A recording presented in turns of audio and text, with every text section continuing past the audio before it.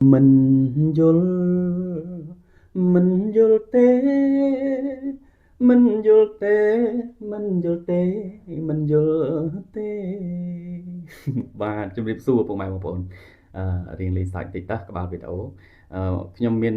វីដេអូបង្ហាញអំពីការយល់ដឹងអត្ថន័យនៃពាក្យខ្មែររបស់យើងខមមិនរបស់បងប្រុសដែលគាត់ខមមិនចូលនៅក្នុងប្រធានបទសុភាសិតរបស់ខ្ញុំលិចចាំលោតដល់កំពតចាំតោងអញ្ចឹងគាត់សរសេរថាទឹកលិចទិសខាងលិចចូលកែផងទៀនអញ្ចឹងលិចទី1ទឹកលិចដែលគាត់សរសេរគឺលដាក់ស្អេនិងចទឹកលិចរីឯទិសខាងលិចដែលគាត់សរសេរគឺលដាក់ស្អេនិងចអញ្ចឹងប្រហែលជាគាត់ចង់ឲ្យខ្ញុំសរសេរថាលិចចាំលោតដល់កំពតចាំតោងគឺសរសេរលដាក់ស្អេនិងចមិនត្រូវសរសេរលដាក់ស្អេនិងចនោះទេតាមពិត clear ដែលបងសរសេរថាទឹកលិចចង់ឲ្យខ្ញុំកែនោះគឺមិនត្រូវទេលិចលដាក់ស្រៈអេនិងចនេះមិនមែនជាការលិចបាត់លិចផ្លឹបនោះទេតែវាស្ថិតនៅក្នុងន័យការលិចចេញមកជារូបរាងលិចអណ្ដែតផុសមកជារូបរាងឲ្យយើងឃើញ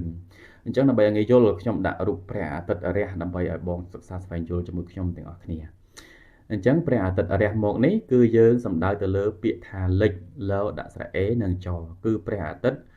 លិចចេញមកជារូបរាងឲ្យយើងឃើញណអញ្ចឹងស្ថិតនៅក្នុងន័យ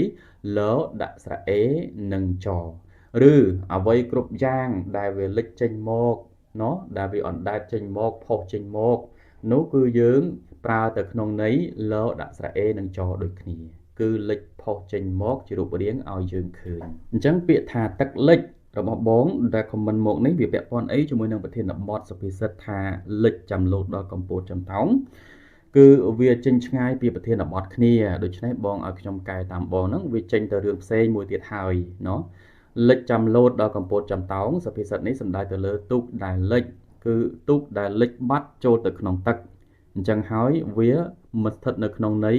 ទឹកលិចដែលបងសរសេរនេះទេអញ្ចឹងបងឲ្យខ្ញុំកែនេះបើសិនជាខ្ញុំកែតាមបងនោះវាទៅជារឿងផ្សេងហើយវាអត់ពាក់ព័ន្ធជាមួយនឹងសុភាសិតដែលខ្ញុំលើកឡើងនោះទេចំណែក clear ខាងក្រោមបងសរសេរថាទិសខាងលិចចូលកែផងលដាក់ស្រៈអេនិងចអានថាលិចតាមពិតពាក្យថាលិចដែលយើងសរសេរលដាក់ស្រៈអេនិងចនេះមិនមែនសំដៅតែទិសខាងលិចដែលមានព្រះអាទិត្យលិចនោះទេពាក្យថាលិចដោយសរសេរលដាក់ស្រៈអេនិងចនេះគឺសំដៅជាទូទៅថាអ្វីក៏ដោយឲ្យតែវាលិចបាត់លែងឃើញជារូបរាងនោះគឺវាស្ថិតនៅក្នុងន័យលដាក់ស្រៈអេនិងចនេះហើយអញ្ចឹងទិសខាងលិចហ្នឹងតើអ្វីវាលិចគឺព្រះអាទិត្យអស់ស្ដង្គត់ហើយលិចបាត់ទៅទើបគេតែងតែហៅថាទិសខាងលិចអញ្ចឹងជាមួយនឹងប្រធានបទសុភាសិតខ្ញុំដែលលើកឡើងថាលិចចាំលោតដល់កំពតចាំតោងគឺសំដៅទៅលើទូកដែលលិចទៅបាត់ប្រៀបដូចជាព្រះអាទិត្យដែលអស់ស្ដង្គត់គឺព្រះអាទិត្យដែលលិចនៅទិសខាងនោះទិសខាងណាទិសខាងនោះទិសខាងដែលព្រះអាទិត្យលិចហើយយើងតែងតែចំណាំហៅថាទិសខាងលិច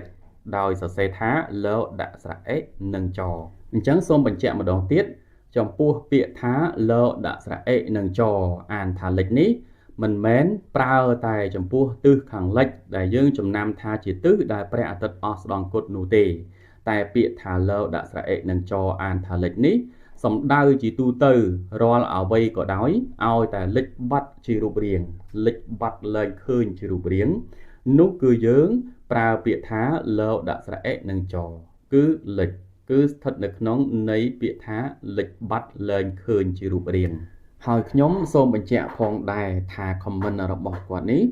មិនមែនជា comment ដែលត្រូវដេញដោលចាប់កំហុសគ្នានោះទេតែវាជា comment មួយដែលធ្វើឲ្យកើតទៅជាប្រធានបទដេញដោលស្វែងយល់អំពីអត្ថន័យពាក្យរបស់ខ្មែរយើងអញ្ចឹង comment បែបនេះក៏ជា comment មួយដែលល្អនោះដែរមិនអាក្រក់នោះទេណោះដោយពាក្យយើងនិយាយថាមានខុសទើបមានត្រូវការដេញដោលដើម្បីស្វែងយកសេចក្តីត្រូវតែមិនមែនជាការដេញដោលចាប់កំហុសគ្នាថាអ្នកនេះអន់អ្នកនោះល្អនោះទេហើយអ្វីដែលខ្ញុំលើកឡើងនៅក្នុងវីដេអូនេះមិនមែនជាការបង្អាក់ដំណើរនៅទឹកចិត្តបងប្អូនថាឈប់រិះគន់ខ្ញុំទៀតទៅខ្ញុំត្រូវហើយខ្ញុំចេះហើយនោះអត់ទេបងប្អូនត្បិតតែអ្វីដែលខ្ញុំលើកឡើងនេះចំណុចត្រូវរបស់ខ្ញុំគឺខ្ញុំមានមូលដ្ឋានច្បាស់លាស់ប៉ុន្តែក៏មិនប្រកាសថាត្រូវរហូតដែរ ដល់ថ្ងៃមុខខ្ញុំសរសេរអត្ថបទផុសជារឿយៗវាតែងតែមានហើយការខុសអក្ខរាវិរុទ្ធខុសន័យខុសវេយ្យាករណ៍ខ្លួនឃ្លាអីផ្សេងៗអញ្ចឹងប្រកាសជាត្រូវការរិះគន់ការកែលម្អពីបងប្អូននឹងហើយលើកលែងតែ comment អសិលធម៌ដែលគ្មានការគោរពណោះលើកលែងតែ comment ជេរប្រមាថដៀលខ្មេះអីផ្សេងៗនោះខ្ញុំសូមប្លុកហើយខ្ញុំនឹងមិនលើកយកមកបរិយាយដើម្បីជាកតិអប់រំអីនោះទេក៏ព្រោះតែ comment ប្រភេទនេះយើងមិនអាចនៅតបតយើងក៏មិនអាចនៅញ៉ាំងឆ្លោះដែរវិធីល្អគឺប្លុកគឺបានន័យថា